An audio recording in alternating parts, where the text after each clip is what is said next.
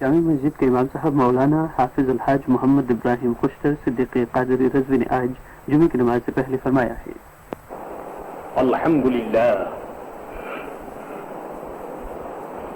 حمدا کثیرا طیبا مبارکا فیہ هو الاول هو الاخر هو الظاہر هو الباطن وهو بكل شيء علیم. أعوذ بالله من الشيطان الرجيم. بسم الله الرحمن الرحيم.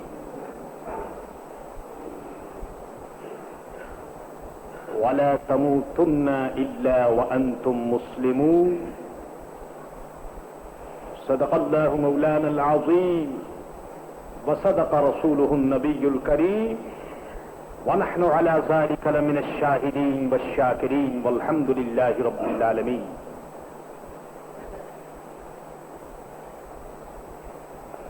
جمعۃ المبارک کا حسین موقع ہے. ملت اسلامیہ کے سر بارگاہ عزتی میں جھکنے کے لیے بے قرار ہیں. اس مبارک موقع پر ایمان و یقین کی دنیا میں بہار آ چکی ہے اور مسلمان بے ساختہ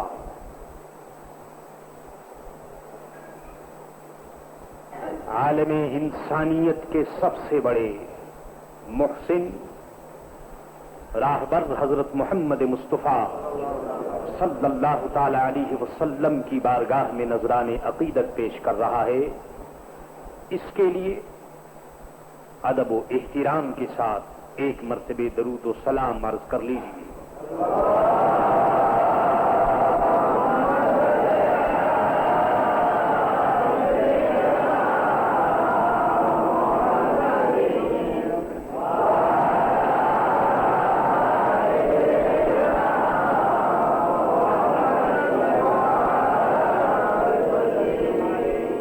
آپ خشکی میں ہوں یا تری میں،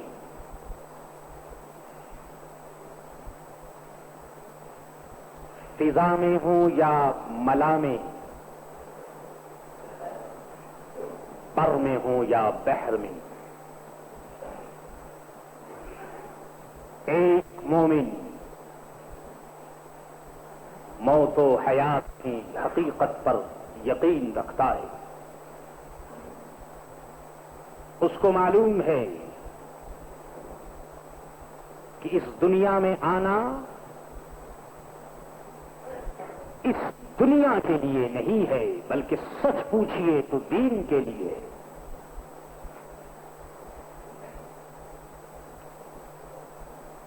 آنے والے دنیا میں ایک نہیں بے شمار انسان آئے اور قیامت تک آمد کا سلسلہ جاری رہے گا. لیکن اس دنیا میں آنے کے بعد ہر آدمی اپنے سامنے زندگی کا ایک پروگرام رکھتا ہے. مسلمان کا پروگرام بالکل واضح، بالکل صحیح اور بالکل صاف ہے. وہ خوب جانتا ہے کہ اس کی موت، اس کی حیات، اس کا جینا، اس کا مرنا، اس کی موومنٹ، اس کی حرکت، اس کی عملی زندگی، روحانی زندگی، ہر زندگی پر اسلام کی چھاپ ہے، اسلام کا کنٹرول ہے. وہ خوب جانتا ہے کہ رولنگ آف پاور اللہ کے رسول حضرت محمد مصطفیٰ صلی اللہ تعالی علیہ وسلم کے ہاتھ میں ہے اور اللہ تبارک و تعالیٰ کے ہاتھ میں. اس لیے وہ زندگی کی کسی نشیب و فراز میں اسلام کو فراموش نہیں کرتا. جو سیریز آپ سن رہے ہیں، جو سبجیکٹ اور عنوان آپ کی خدمت میں مسلسل پیش کیا جا رہا ہے، اسی کی ایک کڑی آج بھی آپ کے سامنے پیش کر رہا ہوں کہ مرنے کے بعد ہمارے سامنے اسلام کا کیا پروگرام ہے. کیوں کہ یہ ٹھیک ہے کہ موت کے بعد اس دنیاوی زندگی کا خاتمہ ہو جاتا ہے، لیکن وہ زندگی جس کا تعلق عالم برزخ سے ہے، جس کا تعلق عالم آخرت سے ہے، وہ زندگی یقیناً باقی رہتی ہے. اور اس حیثیت سے ہمیں دیکھنا ہے کہ اس سلسلے میں اسلام کا ہمارے سامنے کیا پروگرام ہے. آپ یہ سن چکے کہ لا الہ الا اللہ محمد الرسول اللہ کا پڑھنے والا اگر انتقال کر جائے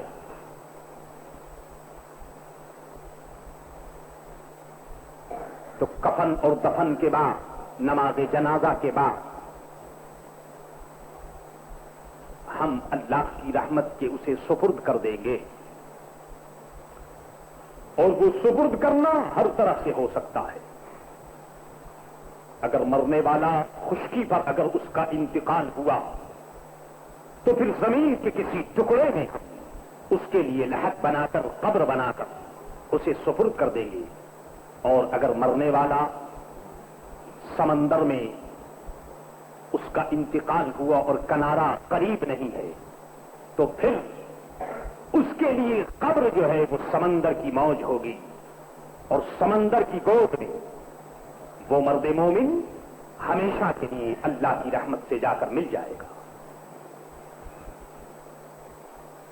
جیسا کہ آپ نے سنا کہ قبر میں داہنی کروٹ مردے کو لٹا کر اس کے منہ کو قبلے کی طرف کر کے اور ان سنتوں سے فراغت کے بعد قبر کو اوپر سے بند کر دیا جائے گا، اور اس کی پوری زندگی کا نقشہ 3.5 ہاتھ لمبائی کی صورت میں کھنچ جائے گا، اور وہ مرد مومن ہمیشہ کے لیے خدا کی رحمت کے سائے میں لیٹ جائے گا. اب بتانا یہ ہے کہ مرنے والا مر گیا، اس کے اعمال منقطع ہو گئے، لیکن اب زندوں پر اس کے کیا حقوق ہیں اور ہمیں کیا کرنا ہے. اس کے لیے ہر اسٹیج پر اور ہر قدم پر اسلام ہمارا ساتھ دیتا ہے. ارشاد فرمایا گیا کہ مٹی دینے کے بعد مٹی کیسے دی جائے، کیا کیا جائے، یہ سب میں عرض کر چکا ہوں. اس مرد مومن کی قبر اس طرح بنائیے کہ اس کی اونچائی 1 بالشت ہو یا اس سے کچھ زیادہ، بس زیادہ اونچی قبر نہ ہو، اور وہ اسکور بھی نہ ہو، بلکہ اس کی سطح ایسی ہو جس طرح سے اونٹ کی پیٹھ ہوتی ہے. اس کے اوپر پانی بھی چھڑک دیا جائے، اور خدا توفیق دے تو کچھ تر و تازہ گھاس لگا دیے جائیں تاکہ ان کی تسبیحات سے مرد مومن کو کچھ فائدہ پہنچے. پھر اسلام نے ہمیں حکم دیا کہ مرنے والا مر گیا، اب اس کے لیے تم جو کچھ ہو سکتا ہے کرو، کیونکہ دعاؤں کا سلسلہ ابھی جاری ہے. اس لیے ارشاد فرمایا گیا کہ قبر بن جانے کے بعد اس کے سر کی جانب الف لام میم سے ہم المفلحون تک تلاوت کرو، اور پاؤں کی جانب آمن الرسولوں سے لے کر فانصرنا علی القوم الکافرین تک تلاوت کر کے اور پھر اس کے لیے دعائے خیر کرو. اللہ تبارک و تعالیٰ کی رحمت جھوم جھوم کر برسنا چاہتی ہے. اب اس کے لیے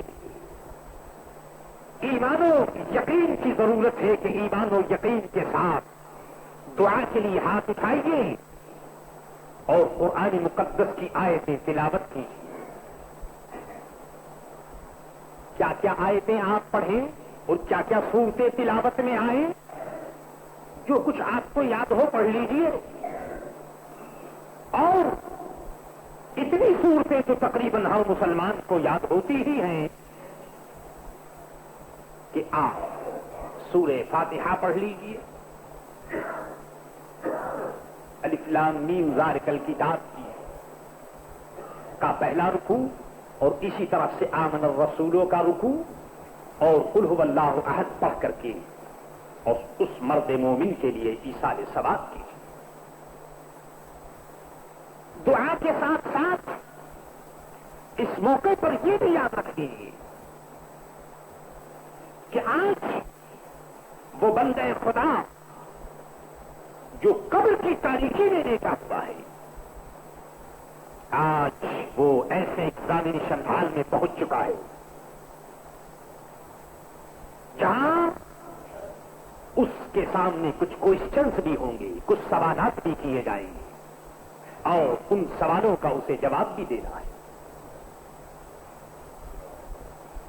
دنیا کی روشنی کو چھوڑ کر، اس ظاہری دنیا کی ظاہری وسعتوں کو چھوڑ کر آج وہ عالم برزخ میں آ گیا ہے.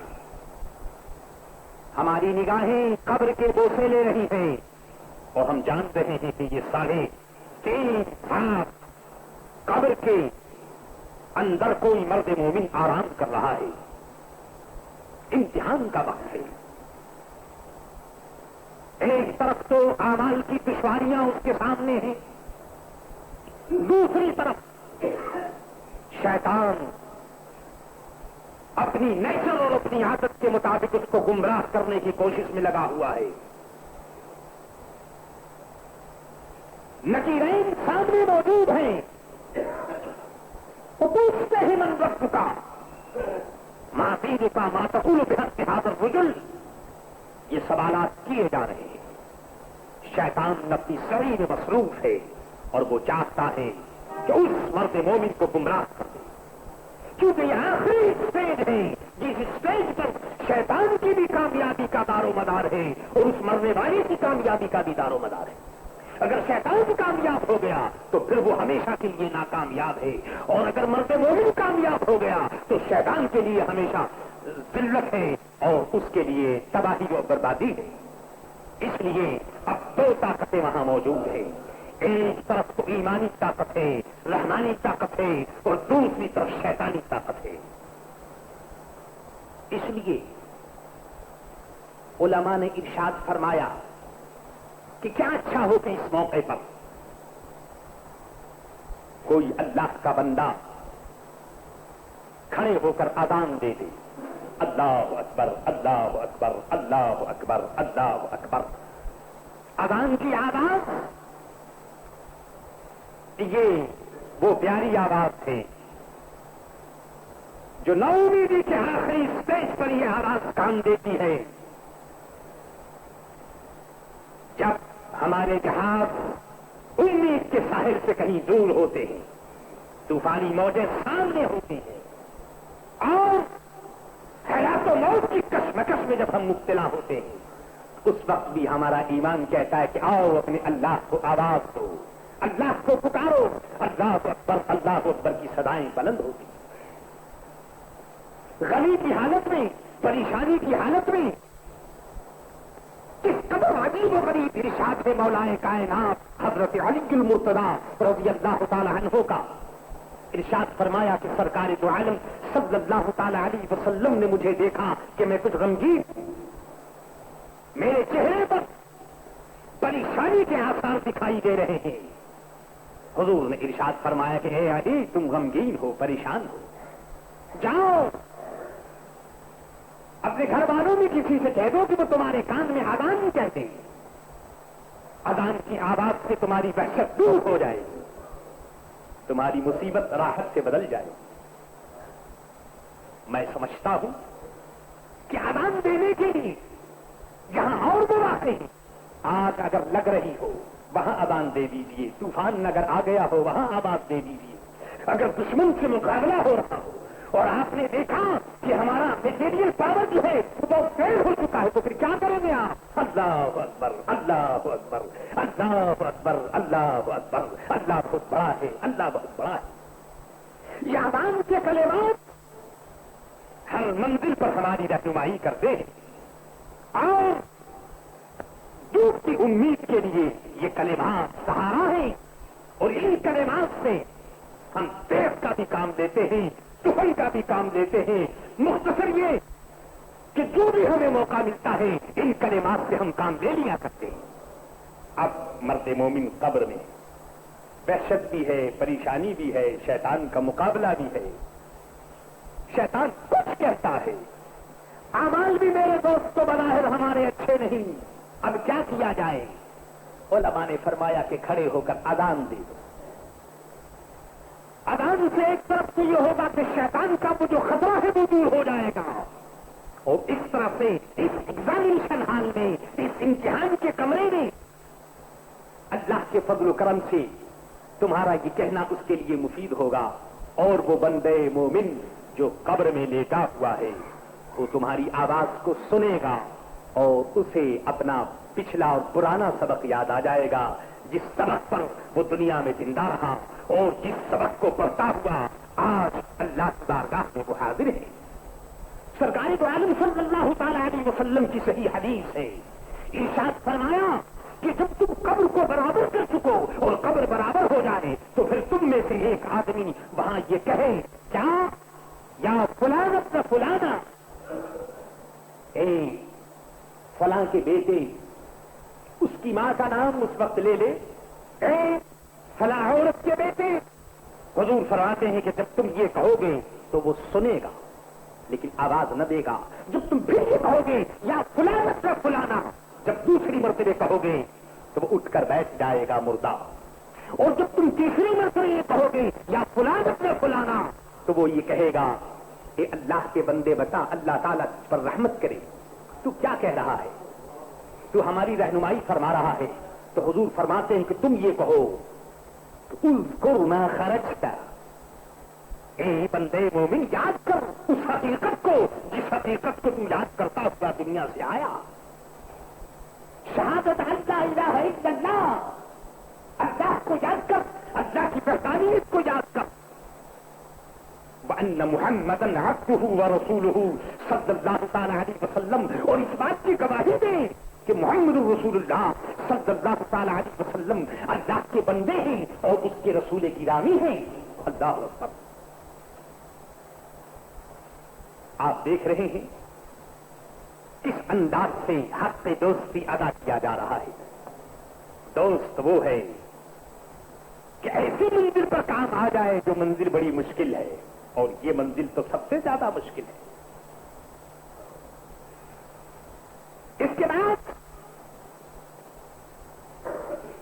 حضور نے ارشاد فرمایا کہ یہ کہو کہ وَأَنَّكَ رَضِيتَ بِاللَّهِ رَبًّا وَبِالْإِسْلَامِ دِينًا وَبِمُحَمَّدٍ صلی اللہ تعالی علیہ وسلم نبیًّا وَبِالْقُرْآنِ إِمَامًا۔ اے بندے مومن، تو یاد کر اور یہ کہہ کہ تو اللہ سے راضی ہے، اس کے رسول صلی اللہ تعالی علیہ وسلم سے بھی راضی ہے، قرآن سے بھی راضی ہے۔ آقا نامدار صلی اللہ تعالی علیہ وسلم ارشاد فرماتے ہیں کہ جب یہ کلمات اوپر سے کہے جائیں گے تو نکیرین ایک دوسرے کا ہاتھ پکڑ کر کہیں گے کہ بھائی کیا کہنا ہے، اب اٹھو یہاں سے۔ کیوں کہ لوگ خود بخود حجت پیش کر رہے ہیں اور اس کو بتلا رہے ہیں۔ مقصد یہ ہے کہ ان منزلوں پر یہ کلمات ہمارے کام آتے ہیں۔ اس کے ساتھ ساتھ اس حقیقت کو بھی یاد رکھیں کہ ہمارے یہاں زیارت قبور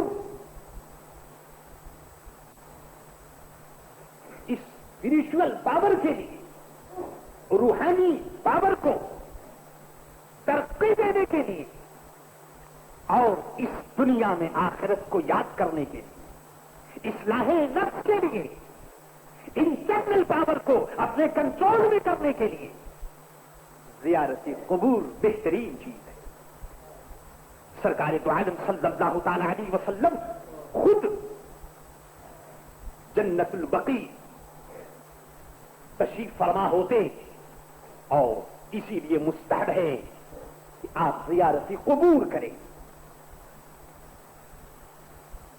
تمام دنوں میں سب سے افضل دن جمعہ کا ہے، جمعۃ المبارک کی صبح اگر آپ کو میسر آ جائے تو پھر جائیے، ان کے لیے دعا کیجیے۔ اللہ تبارک و تعالی رحمان و رحیم ہے، دعا آپ کریں گے اور کرم اس کا ہوگا۔ زبان آپ کی ہلے گی، ہونٹ آپ کے ہلیں گے اور خدا کے رحم و کرم کی بارش ہوگی۔ اور اس طرح سے جو طریقہ آج آپ کر رہے ہیں، کل جب آپ کی نوبت آئے گی اور آپ قبر میں لیٹیں گے تو اللہ تبارک و تعالیٰ کچھ ایسے بندوں کو بھیج دے گا آپ کے لیے جو آپ کے لیے دعائے خیر کریں۔ مختصر یہ کہ اس طرح سے آپ دعاؤں خیر کے بعد قبرستان سے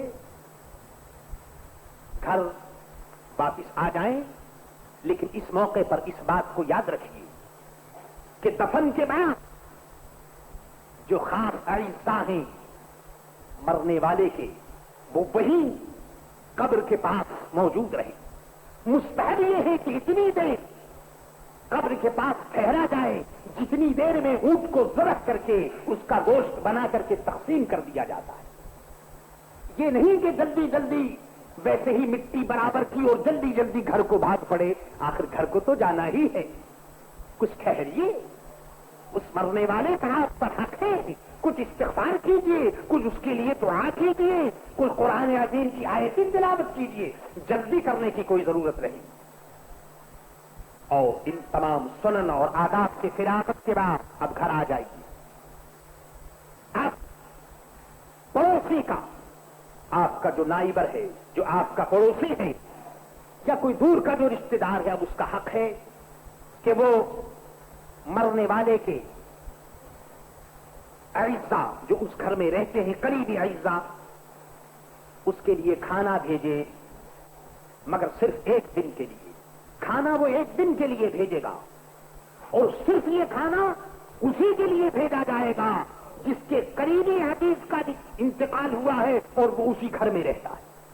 جس گھر میں کسی کا انتقال ہوا اسی گھر والے کے لیے، اس کا پڑوسی یا کوئی دور کا رشتہ دار ہے، وہ کھانا صرف ایک دن کے لیے اس کے لیے بھیجے گا بس۔ اس کے علاوہ کسی دوسرے آدمی کے لیے کھانے پینے کا انتظام کرنا اور کھانے پینے کا اہتمام کرنا اور اس کھانے میں شریک ہونا، میرے دوستو، یہ خوشی کا موقع نہیں کہ جس موقع پر سب کو بلا کر کے کھانا کھلایا جائے، یہ غمی کا موقع ہے۔ اور اس کھانے کا حقدار وہی ہے کہ جو بیچارہ ابھی غم و ملال میں پڑا ہوا ہے، گھر والا، بس، اس کے علاوہ کوئی دوسرا نہیں۔ اسی طرح سے تیسرے اور 10ویں دن جو ہمارے یہاں فاتحہ ہوتی ہے، تو اس موقع پر یاد رکھیے کہ اس فاتحہ کو دعوت کی شکل نہ دیجیے، بلکہ ہو سکے تو غربا کو بلا کر کھلا دیجیے تاکہ غربا بیچارے کھا کر کے دعائیں خیر کریں، اور باقی اس کے لیے اہتمام کرنا اور اس طرح سے سامان کرنا کہ معلوم ہو کہ یہ گویا غمی کی دعوت نہیں بلکہ خوشی کی دعوت ہے، یہ میرے دوستو بدعتیں ممنوع ہیں اور قبیحہ ہیں، اس سے احتراز چاہیے۔ عزیزو اور دوستو، اس زندگی کے ایام میں موت کو فراموش نہ کرو، کیوں کہ بندے مومن وہ ہوتا ہے کہ جب موت آتی ہے تو موت کی نگاہوں میں نگاہیں ڈالتا ہوا اپنے رب کو یاد کرتا ہوا اور لا الہ الا اللہ محمد رسول اللہ پڑھتا ہوا دنیا سے ایمان کے ساتھ رخصت ہو جاتا ہے۔ اے مالک ارض و سماوات، ہمیں بھی ایسا چانس اور ایسا موقع عطا فرما، وما علینا الا البلاغ۔